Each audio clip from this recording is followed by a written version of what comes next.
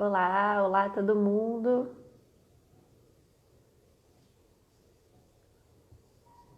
Todo mundo vindo?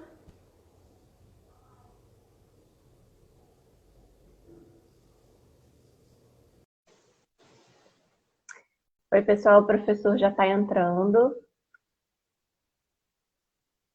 Vocês estão me ouvindo? Oi, professor, estamos ao Oi, vivo. tudo bem? Tudo bem? Tudo e você? Tudo. Oi, gente, aqui é a Haline da LTC. A gente cuida aqui do Grupo Gen, do blog, do Instagram. A gente está aqui hoje com o professor Luiz Paulo Fávero, nosso grande autor, que aceitou nosso convite para fazer uma live hoje importante. Para todo mundo que está entrando agora, só para a gente situar um pouquinho. Essa semana a gente está fazendo a Semana da Engenharia. E a gente selecionou vários livros para a área do ciclo profissional de engenharia que estão com 35% de desconto no site do GEM. Na biografia, no link da bio, a gente colocou o link que vocês vão direto para o site, tá? Hoje, em especial, um spoiler, o livro do professor Fávero, o Manual de Análise de Dados, está com 50% de desconto e frete grátis no site do GEM. Então, no final a gente fala de novo para vocês não esquecerem.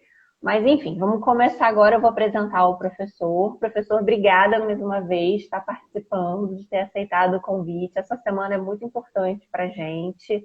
O professor Luiz Fávero, ele é professor titular de Data Science e Business Analytics na FEA USP, que é a Faculdade de Economia e Administração da USP.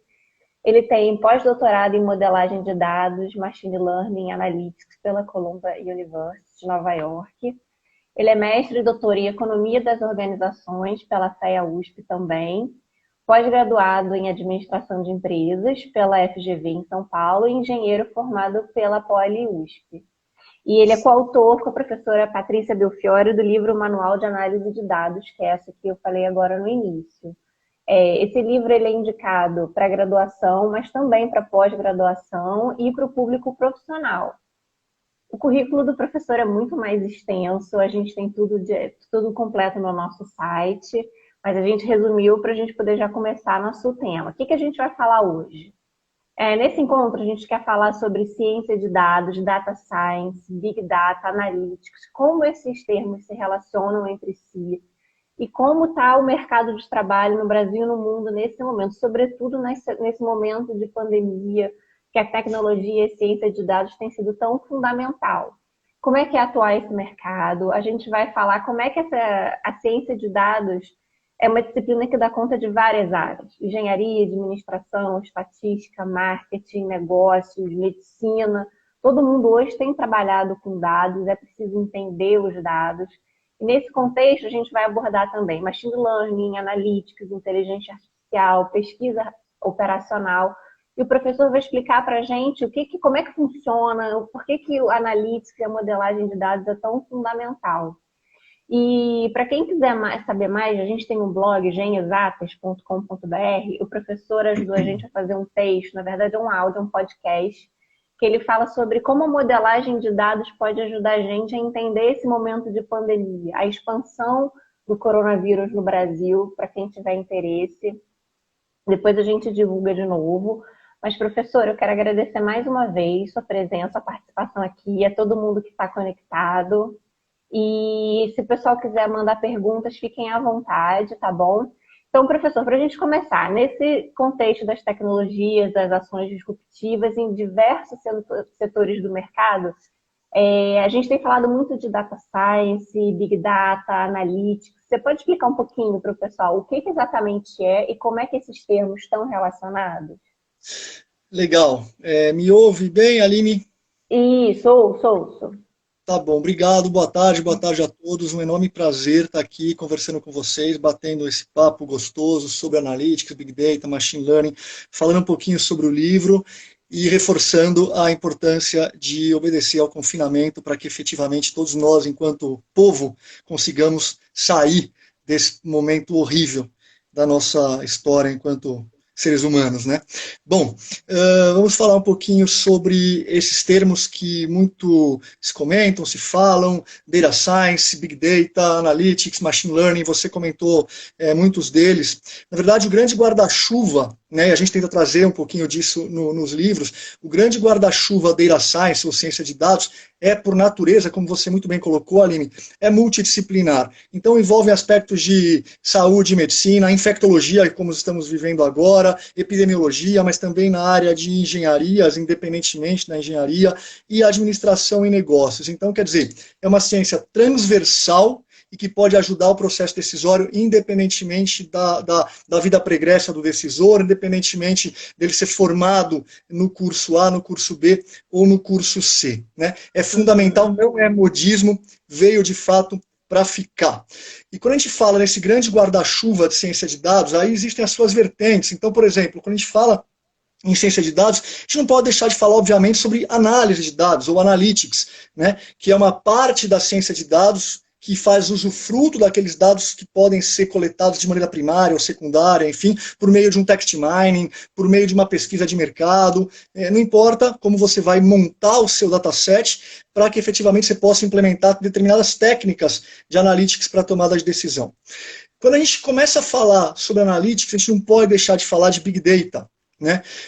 Muito se fala e muitos confundem Big Data basicamente relacionado a volume de geração de dados. O volume é uma vertente dentro do Big Data. Quando a gente fala de Big Data, a gente fala basicamente do volume, sem dúvida nenhuma, do processo de geração de dados, mas também a gente pode falar da velocidade por meio da qual esses dados são gerados. Né? Então, muitas vezes, se você entrar agora em sites que oferecem dados de preço de papéis de renda variável em bolsas de valores do mundo inteiro, a cada minuto ou menos são gerados novos dados e que se você criar um robozinho, um algoritmo, você pode coletar aqueles dados para tomada de decisão. Então, quando a gente fala de Big Data, não é só o volume, também não é só a velocidade, a gente pode falar sobre variedade, ou seja, múltiplas fontes.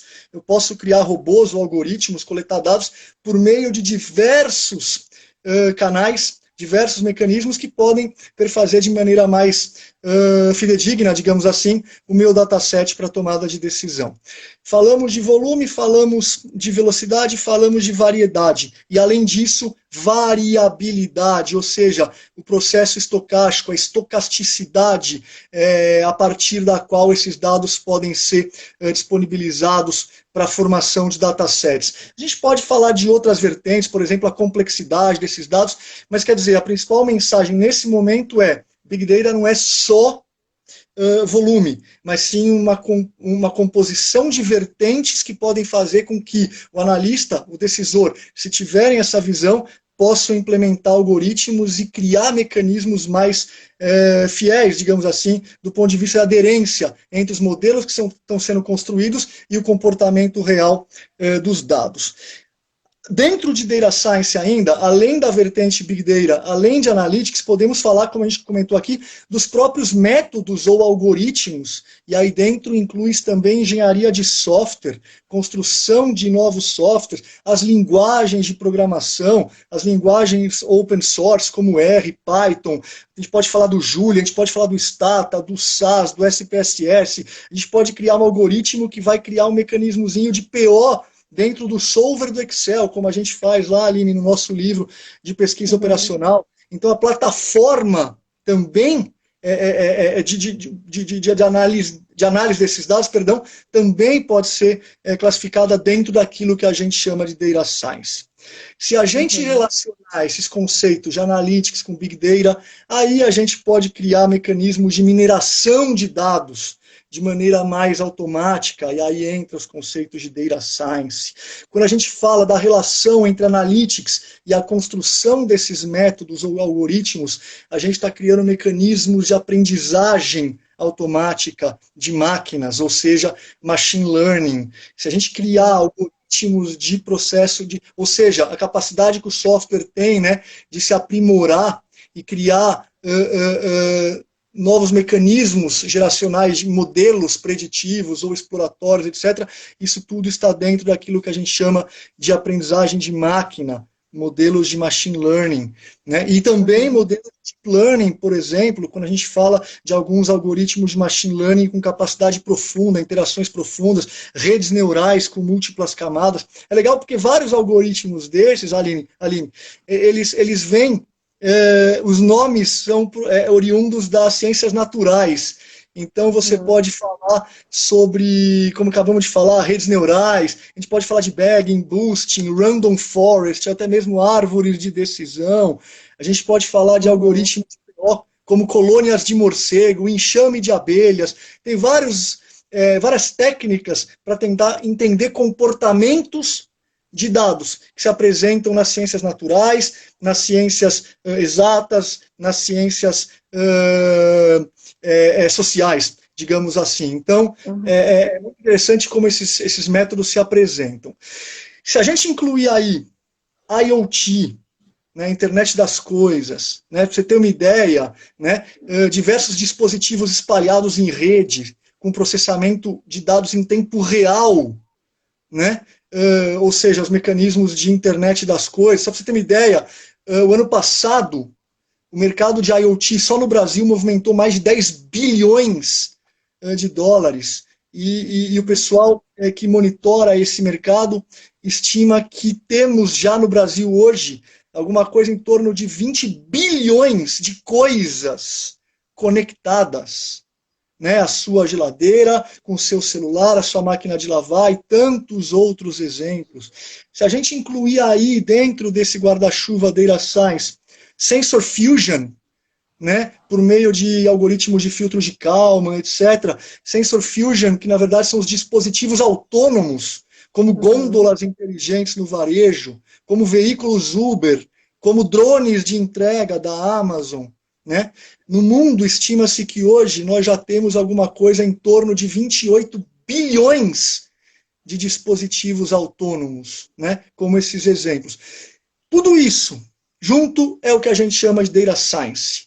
Portanto, você falar que determinado fulano é um cientista de dados na sua integridade, né? Tudo bem, você pode tentar partir para uma vertente dentro da ciência de dados, mas aí você tem as suas classificações, você tem as suas especializações e, consequentemente, varrer toda essa gama de conhecimento é um desafio enorme que vai propiciar outros ramos de carreira, etc.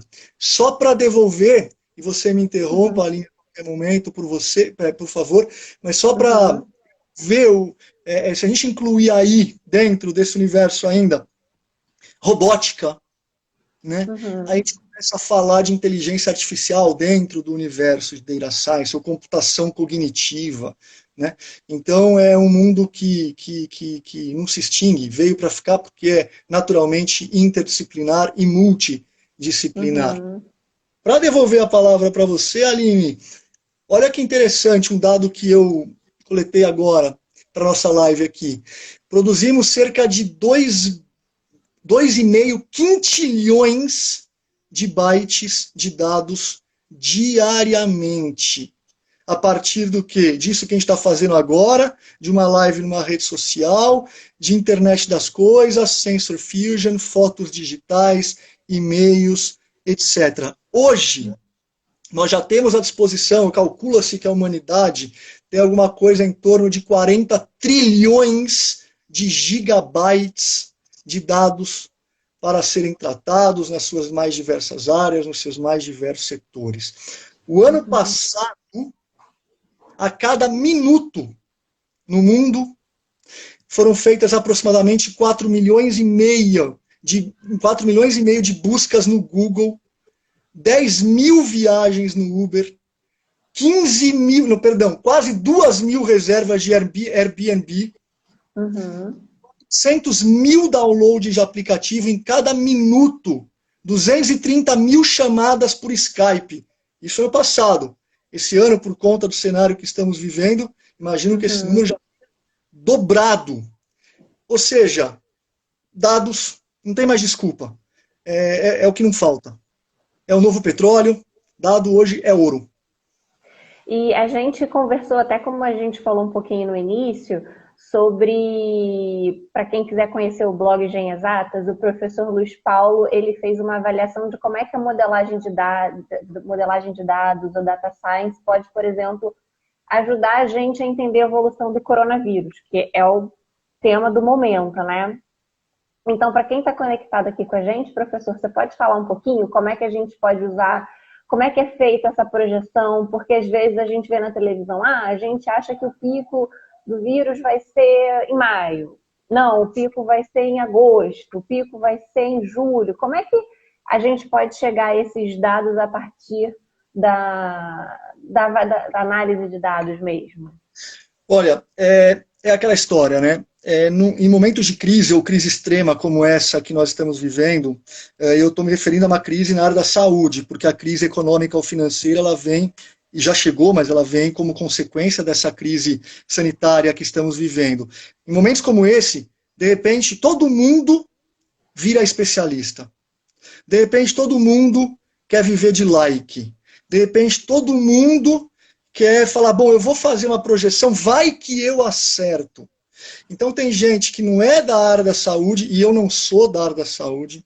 Tem gente que não é da área de epidemiologia, que está fazendo post dizendo, olha, vai bater no dia 17 de maio, no dia não sei o quê. Quais são as premissas por trás desses modelos que são construídos? Né? O importante é que nós, nesse momento, a gente recorra aos fundamentos de cada uma das técnicas para que efetivamente a gente possa tentar traçar elucubrações a respeito da curva. Uhum. E não tentar fazer de alguma forma qualquer modelo para viver de like. Pelo amor de Deus. Então, o que eu vou falar aqui não é sobre a perspectiva de números da doença, porque com toda a franqueza e humildade, pessoal, pelo amor de Deus, o nosso modelo vai ser qual? Vai ser o modelo americano? De Deus que me livre. Mas vai ser o modelo italiano? Ou vai ser o modelo iraniano? Ou a gente vai seguir mais Singapura? Ou a gente vai seguir o modelo australiano? Quais são os fundamentos por trás? Quando a gente fala de modelagem preditiva, o importante é que nós tenhamos clareza sobre os fundamentos que são levados em consideração para a construção daquele modelo. E quando nós conversamos sobre essa questão, há cerca de um mês atrás, Aline, eu te coloquei uma coisa, eu vou colocar de novo agora, que é o seguinte, em processos geracionais de comportamento de dados em crise, esses processos eles são muito estocásticos. Ou seja, o componente aleatório da construção do modelo é muito mais forte do que os fundamentos históricos. E hoje nós já temos, aqui no Brasil, ou em cada um dos estados, o histórico de dados, um horizonte um pouquinho maior para trás do que quando a gente conversou, que era 15 ou 20 de março, estava começando. Mesmo agora, o nosso histórico é muito pequeno e os fundamentos aleatórios são muito fortes. Em outras palavras, né, o StatDados, o meu amigo Thiago Marques está aqui, está colocando com certeza, sem entendimento do negócio, numa análise que possa ser realizada de forma ótima. Exatamente, exatamente.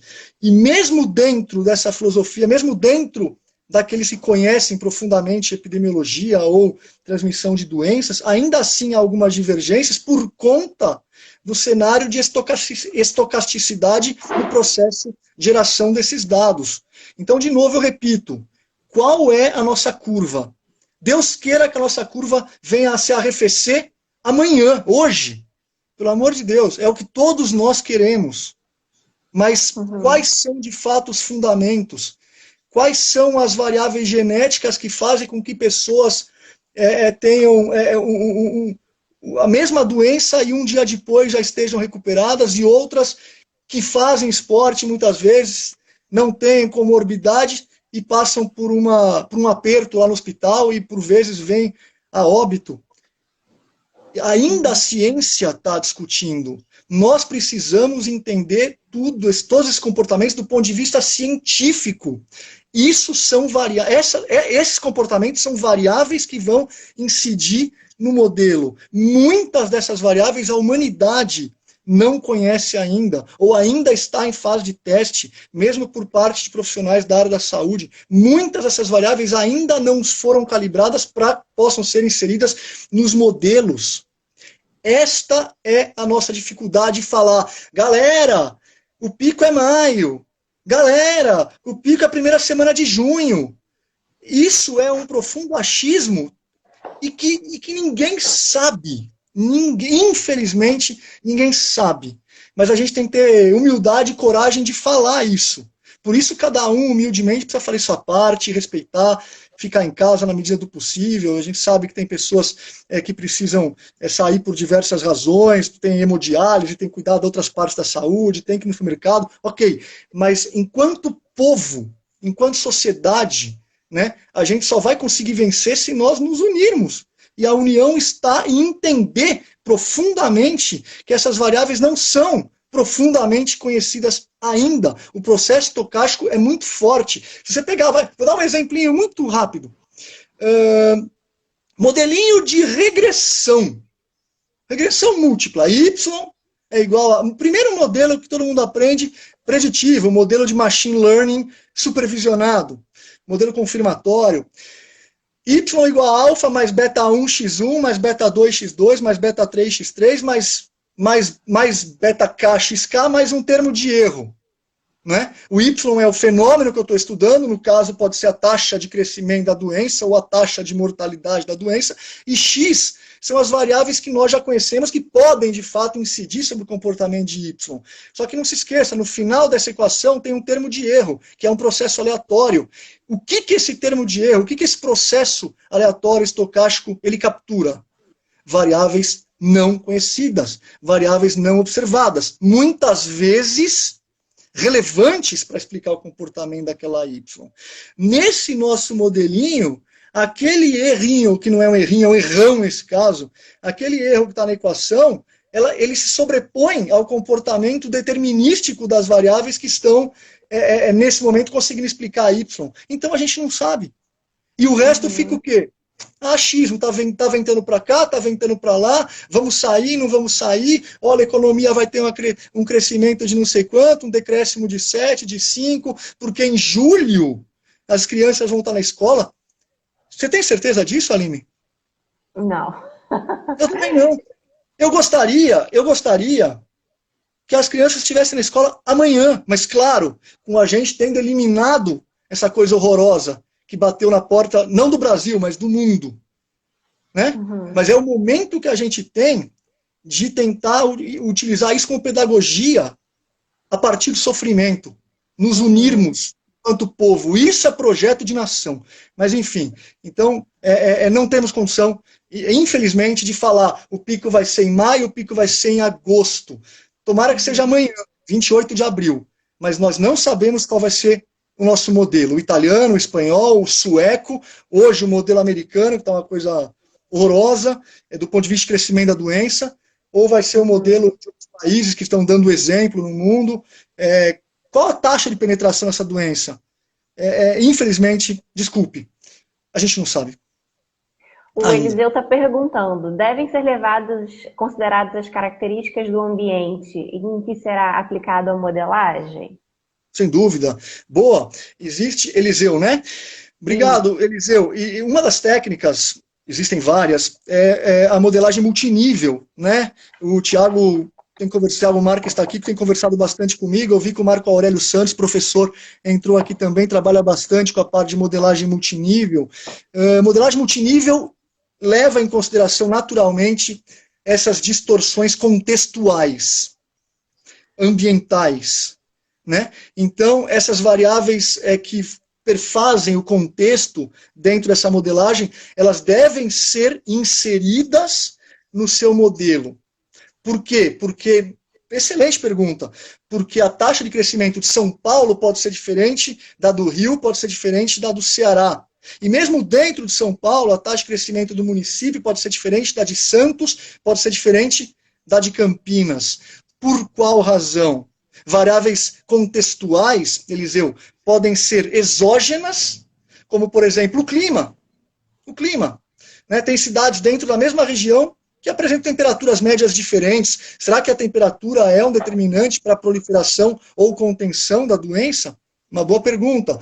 E variáveis endógenas, comportamentais do indivíduo também. População de São Paulo se comporta diferente da população do Rio, da população de Fortaleza, eu não sei, né? Mas alguns aspectos comportamentais, alguns aspectos sociais, alguns aspectos culturais, alguns aspectos relacionados à faixa etária média, da composição social. As variáveis ambientais, elas só vão tender a melhorar a capacidade preditiva do seu modelo, sem dúvida alguma. Bacana, professora. E me diz uma coisa, muita gente agora quer trabalhar com análise de dados, ciência de dados, Big Data, são termos que estão muito na moda, em todas as áreas, como a gente falou no começo. Como é que se entra nessa área? Como é que se estuda? O que é preciso estudar? O que é preciso de fato saber? Programas, você faz um curso. Eu acho que isso, assim, muita gente quer entrar, mas muita gente não faz a menor ideia de como. E como que o livro, o Manual de Análise de Dados, também traz esse conhecimento? Legal, Aline. Olha só, vou te dar alguns dados e aí eu parto para as suas colocações. Primeiro, o mercado mundial de Big Data e Analytics, apenas tão somente, movimentou quase 50 bilhões de dólares o ano passado. Desses 50 bilhões, quase 10 bilhões foi na América Latina. E metade desse valor, ou seja, um pouco menos de 5 bi, foi no Brasil. Especificamente na parte de Big Data e Analytics. Muito bem. Isso tem feito com que surjam novas profissões, novos termos, né? O mercado e a academia conseguem agora reconhecer um novo tipo de liderança, por exemplo, os CDOs, Chief Data Officer, ou os CAOs, Chief Analytics Officer. Pra você ter ideia, um outro dado que a gente foi coletar para esse nosso bate-papo aqui, o LinkedIn, só nos Estados Unidos, hoje, já mostra como perfil principal, independentemente da crítica que você pode fazer, mostra como perfil principal 30 mil CDOs e 20 mil CAOs. Então perceba que de fato é uma nova carreira que surge. Muito bem, outro dado interessante, a McKinsey divulgou uma pesquisa no passado que mostra que, agora eu vou falar Estados Unidos, eu não conheço essa defasagem para o Brasil, se alguém conhecer depois me manda, por favor. O meu e-mail é lpfavero@usp.br e respondo todos com muito prazer. Nos Estados Unidos, hoje, estima-se que haja uma escassez de aproximadamente 200 mil profissionais com conhecimento de analytics. Assim como quase 2 milhões de cargos de gestão com capacidade para interpretar os outputs desse analytics para tomada de decisão. Por que eu estou falando isso? 2 milhões de cargos com capacidade para tomada de decisão. Porque como essa é uma carreira multidisciplinar, as pessoas pensam assim, bom, eu vou fazer estatística, eu vou fazer engenharia, eu vou fazer economia, administração, ciência da computação, engenharia da computação, contabilidade, marketing, finanças, e me perdoa, por favor, se eu não mencionei alguma, porque todas as carreiras são igualmente importantes, só estou dando exemplos.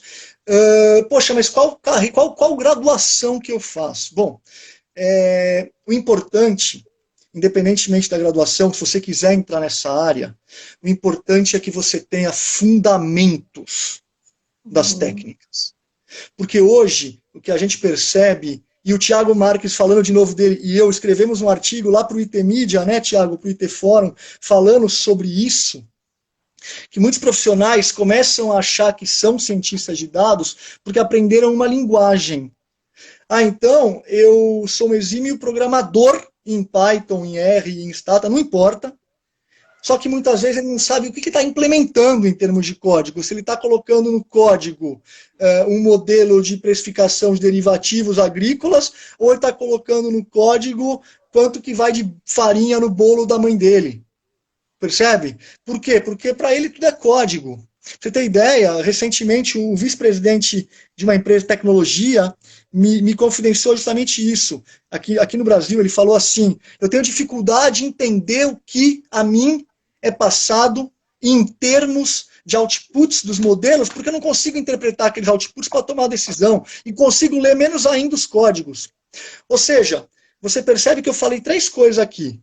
Importância dos fundamentos estatísticos econométricos. Importância, ou seja, vamos estudar estatística, vamos estudar álgebra linear, vamos estudar cálculo, vamos estudar matemática, vamos estudar equações polinomiais, pelo amor de Deus, não pule etapas, não coloque a carroça na frente dos bois. Quando você for para o segundo pilar, que é a programação, escolha de um ou mais softwares, você vai ter o embasamento e o código vai sair naturalmente. Se você fizer o contrário, você vai se perder na implementação daqueles códigos. Tá certo? Até porque você corre o risco na sua carreira de cientista de dados, se você focar em código, amanhã, galera, não é mais o software A, é o software B. Amanhã esse software foi comprado pelo outro, foi descontinuado. Nós vamos correr esse risco. Se você tiver fundamentos, você é imbatível. Ninguém toma isso de você. Os fundamentos estatísticos, econométricos, algébricos, matemáticos, isso ninguém tira de você. E o terceiro pilar, conhecimento do negócio. Business. Então, a gente está falando de fundamentos, de programação e tomada de decisão. Não tem como fugir. Se você tiver, claro, às vezes você pende mais para um lado, você pende um pouquinho mais para o outro, mas se você tiver essa robustez do conhecimento do negócio, da implementação, aí é o que o pessoal fala, você vai se tornar um unicórnio. Ok, tudo bem. Mas mais do que isso, você vai ser imbatível. Tá? E humildemente, né, fazendo um pouquinho de propaganda, é o que a gente tentou colocar nos livros, inclusive no manual, que é esse tripé. Vamos olhar para os fundamentos estatísticos, algébricos, econométricos, vamos fazer uma única vez na vida. Quero aprender rede neural, com múltiplas camadas, rede neural artificial para fazer um modelo de classificação para risco de crédito. Legal. Sabe qual que é, com frequência, a decisão que as pessoas tomam? Bom, então eu vou aprender como é... De cara. Vou aprender então como é que implementa esse código no R, ou no Python, ou no Julia, ou não importa, ou no Stata. Sim, alguma vez na vida você implementou esse algoritmo na mãozinha. Mas Fávero, não dá, por favor, a minha base de dados tem 20 milhões de linhas de um banco. Não. Pega uma basezinha de 10 linhas. 10 linhas. 3 colunas, 3 variáveis. 10 observações por 3 variáveis. Implementa. Faz na unha. A partir dos fundamentos algébricos da técnica. Acha os resultados de classificação dessa técnica, por exemplo. Mesmo no Excel, no papel, não importa. Beleza. Aí você vai implementar o código desta rede neural artificial no R. Ou no Python, ou qualquer outro. Compara os outputs, bateu na mosca. Agora eu entendi como é que essa técnica funciona. Ou seja, acredite, agora você tem erudição sobre aquilo que você está implementando. Senão, aquele código vira, acredite, apenas e tão somente uma caixa preta. E você não sabe o que está fazendo. E você vira apertador de botão. Igual o Marco, meu colega aqui, meu amigo, o professor Marco Aurélio dos Santos, open the box. É isso mesmo. Abrir a caixa. É isso. E eu vi que eu vi um comentário, alguém pedindo para disponibilizar o artigo do IT Forum. No IT Forum 365. Lá vai ter uma coluna Data Science e Estratégia, é o nome da coluna, e o último ou penúltimo artigo que o professor Tiago e eu escrevemos há cerca de 20 dias, mais ou menos isso, está lá. O nome do artigo eu posso pegar já, mas de qualquer forma está no itforum 365.com.br/central-de colunas.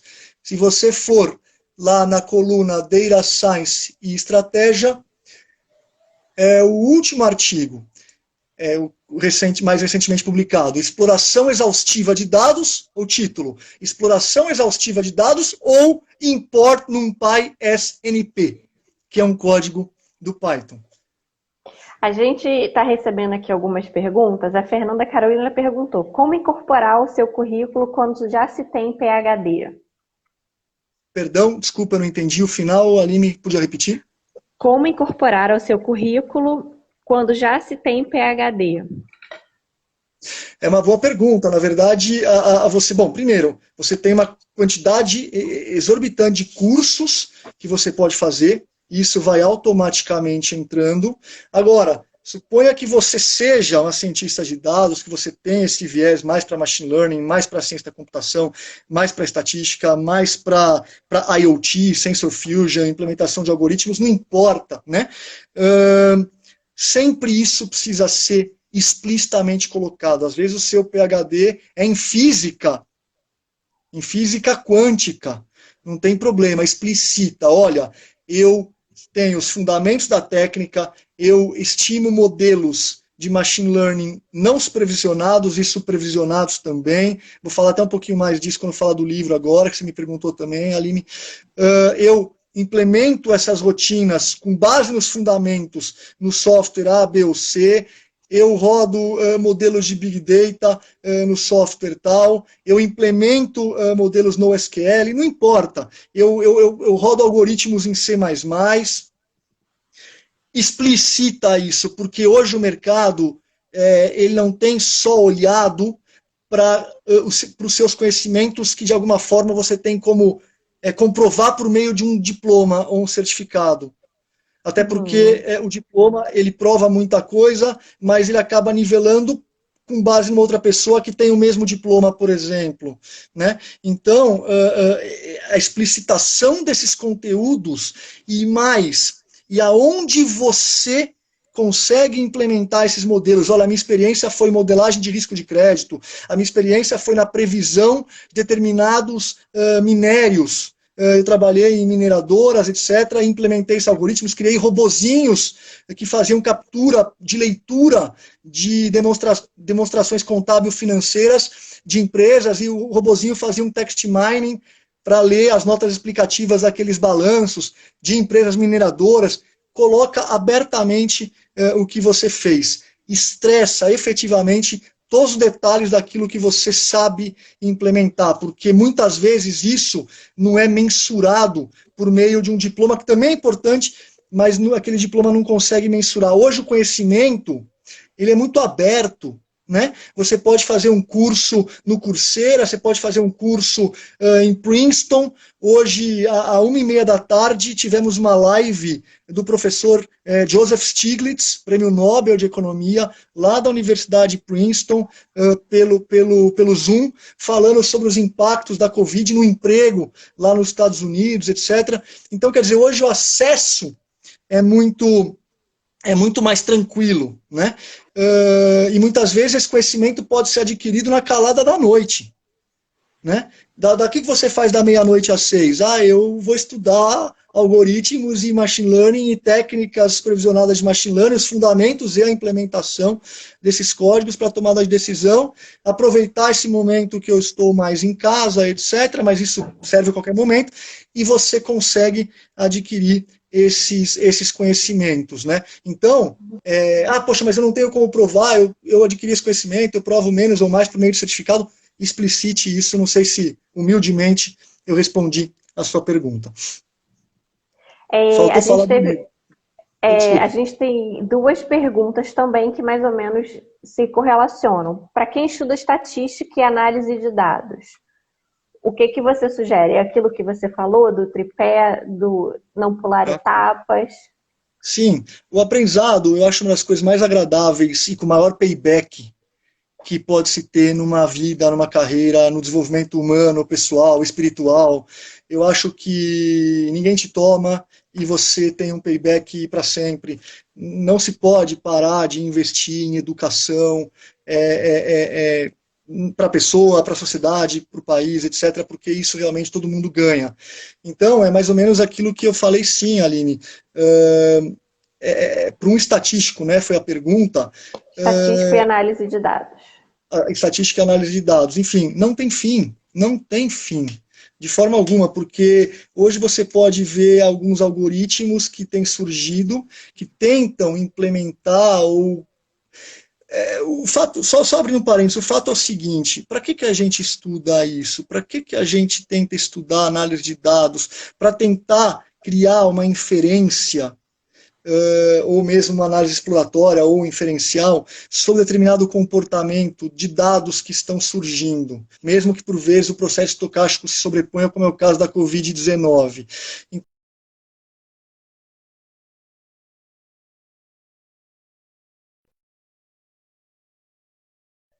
Ela se apresenta de forma que condição de entender completamente. Todo modelo é uma aproximação. Todo modelo. O que a gente precisa é incluir variáveis e mecanismos de estimação cada vez mais aprimorados para que os parâmetros sejam estimados de maneira mais fidedigna ao comportamento daqueles dados na realidade. Portanto, não tem fim.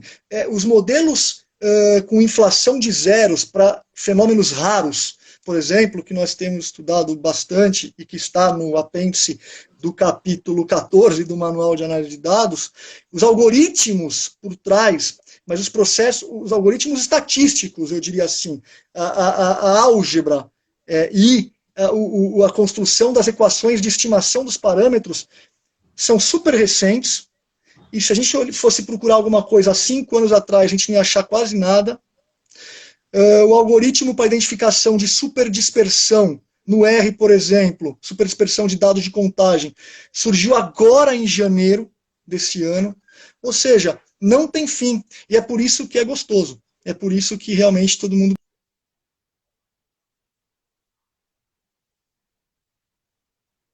Acho que o professor congelou. Vocês estão ouvindo ainda?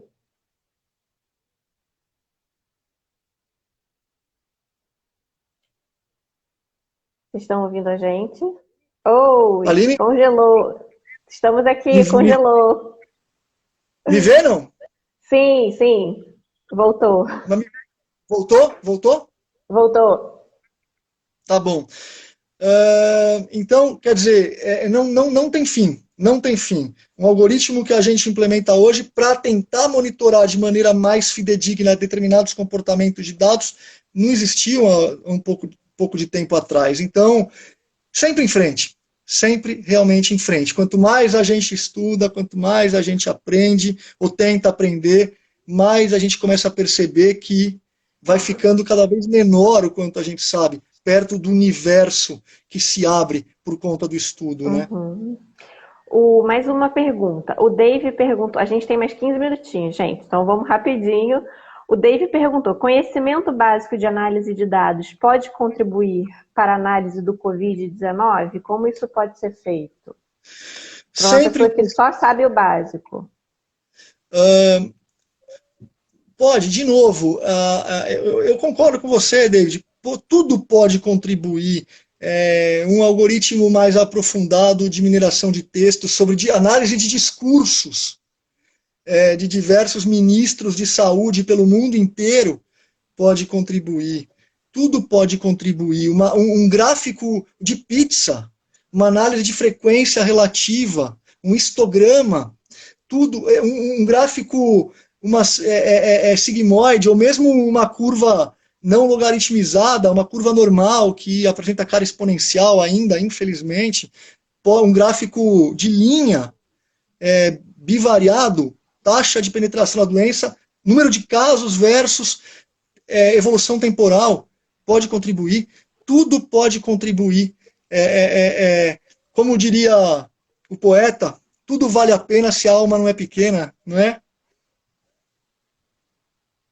É isso. E, professor, relembrando ao pessoal que o livro do professor, o Manual de Análise de Dados, está essa semana toda na nossa Semana da Engenharia.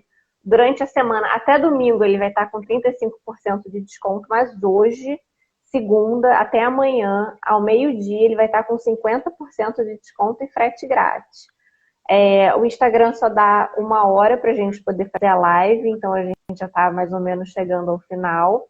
O papo foi muito bacana, a gente viu que teve muita interação, muita pergunta. Se por acaso se tiverem alguma dúvida que não foi respondida ou alguma outra dúvida, pode mandar para a gente por mensagem que a gente vai repassar para o professor e tenta responder aqui para vocês. A gente pode ter outras lives. E, professor, quero te agradecer mais uma vez. E o que você, para terminar, o que você acha importante, resumir dessa nossa conversa, do livro, para quem quer entrar nesse mundo? Legal, legal. Eu queria retomar essa pergunta do David, que ele falou sobre os fundamentos, o conhecimento básico. A gente, humildemente eu falo isso, mas é fato, a gente tentou tomar esse cuidado quando a gente escreveu, a professora Patrícia Belfiore e eu, o Manual de Análise de Dados, porque a gente separou o manual em 3 partes.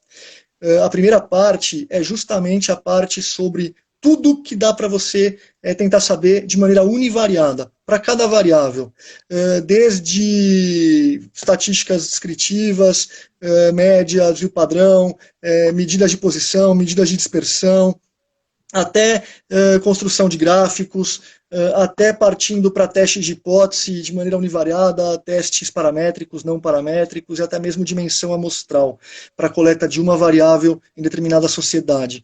Então, quer dizer, são 8 capítulos só para estressar essa parte, entre aspas, básica, né, para realmente nivelar esse conhecimento, porque depois lá na inferência, na construção de modelos, nós iremos fazer usufruto desse conhecimento. A segunda parte é composta por modelos de machine learning não supervisionados, como PCA, fatorial, cluster, hierárquicos, não hierárquicos, análise de correspondência canônica simples e múltipla, etc. São os modelos que você não faz usufruto de outras observações não presentes na amostra para fazer inferência para aquelas observações que estão efetivamente na amostra. Você precisa, na verdade, incluir aquela outra observação que não estava presente na amostra e rodar de novo, porque é um modelo de machine learning que você não faz usufruto da supervisão daquelas observações que estão inicialmente na amostra para fazer inferência para outras. É não inferencial. É uma técnica não supervisionada, ou conhecida por técnicas de interdependência ou exploratórias. Muito bem, uma terceira parte é destinada aos modelos de machine learning preditivos ou supervisionados, aos modelos de LM, as regressões todas, lineares, não lineares, modelos logísticos binários, multinomiais, probit, os modelos para contagem como Poisson, binomial negativa, os modelos para zero inflated, e também os modelos longitudinais para dados em painel e os modelos multinível para dados em painel, que é isso que a gente está discutindo bastante. E uma quarta e última parte, os modelos de sobrevivência e os modelos de correlação canônica. Então, é o que a gente considerou, e cada capítulo está estruturado dessa forma como a gente tentou colocar aqui. Os fundamentos algébricos e econométricos, estatísticos, de cálculo, matemáticos, fazendo na unha, vamos fazer na unha, cada uma das técnicas. Cada uma, vamos fazer modelo de painel multinível na unha. Ai, meu Deus, não, vamos fazer uma única vez na vida. Não precisa fazer para sempre, até porque o seu banco de dados vai ser maior, muitas vezes, no mercado. Agora que você fez na unha, vamos olhar os códigos e vamos implementar em determinados softwares. E depois, vamos olhar como é que a gente pode tomar decisão de alocação de capital, de recursos, do que você quiser. Então, é o modo como a gente tentou colocar, que é o modo como a gente humildemente acredita que pode ser a formação, e não pular etapas, colocar, como a gente disse, a carroça na frente dos bois. Não é o código que se sobrepõe aos fundamentos, é estudar os fundamentos que efetivamente você vai ter muito mais facilidade depois de implementar esses códigos. A construção dos códigos, a construção leva muitas vezes em consideração a lógica do modelo. Se você não entendeu a lógica do modelo de maneira algébrica, como é que você vai construir o código? E o cara sai lá, colocando código. Agora, se você tiver os fundamentos, acredite, você tem muito mais facilidade de implementar esse código no R, em paralelo no Python, no Julia, no Stata, no SAS, e outros softwares que, me desculpe se eu não estou mencionando, mas todos eles são igualmente relevantes. Existem preferências, enfim, mas é a ferramenta. Tá bom? Tá ótimo. E o pessoal perguntando sobre o livro, alguém também já respondeu aqui com o link, mas qualquer coisa na nossa bio também tem o link da Semana da Engenharia que leva direto para a vitrine, onde o livro está com 50%. E lembrando que a semana inteira ele vai estar com 35%, hoje 50%, hoje e amanhã. A live vai ficar gravada, que também perguntaram. E qualquer dúvida que vocês tiverem, vocês podem mandar para a gente que o professor vai responder. Acho que todo Com mundo certeza. ficou feliz e a gente também, né? Que bom, fico feliz, é um enorme prazer. Eu falei no meio da live, vou falar de novo, o meu e-mail também, lpfavero@usp.br. Eu respondo todos os e-mails, às vezes me dá 1 ou 2 dias só, mas eu respondo todos os e-mails com muito prazer. Uma honra ter participado, Aline, pode sempre contar comigo. Espero que tenha sido legal. Para mim foi muito legal. Obrigado, Pra viu? gente também. E pessoal, o pessoal tá perguntando de novo. Olha, não precisa de cupom, é só entrar no link que tá na bio aqui do Instagram, tá? E vocês vão sair direto no site do GEM. O nome do livro é o Manual De análise de de Análise dados. de Dados. E a live vai ficar gravada. Professor, obrigada mais uma vez e obrigada a todo mundo, viu? Foi muito bom. Um abraço, obrigado. Tchau, Tchau, tchau. gente.